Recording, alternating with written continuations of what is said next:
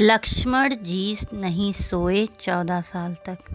आइए हम जानते हैं किस वजह से नहीं सोए थे जब उनको वनवास मिला था।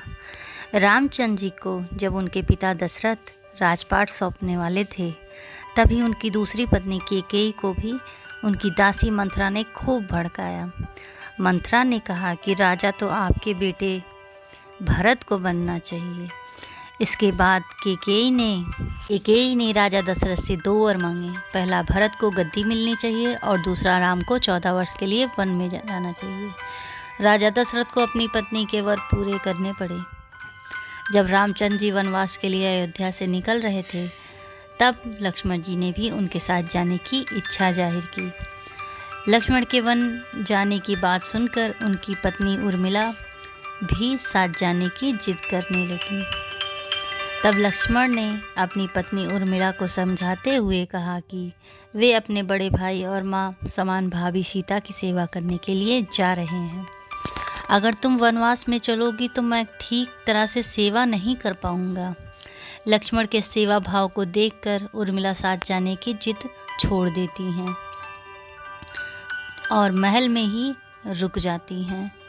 वन में पहुंचकर लक्ष्मण भगवान राम और सीता के लिए एक कुटिया बनाते हैं। जब राम और सीता कुटिया में विश्राम करते थे, तब लक्ष्मण बाहर पहरेदारी करते रहते थे। वनवास के पहले दिन जब लक्ष्मण पहरेदारी कर रहे थे, तब उनके सामने निद्रा देवी से वरदान मांगा उन्होंने कि वह 14 साल तक निद्रा मुक्त उन्हें कर दें, और निद्रा देवी से कहा कि तुम्हारे हिस्से की नींद यानी मेरे हिस्से की नींद आप मेरी पत्नी उर्मिला को दे दीजिए।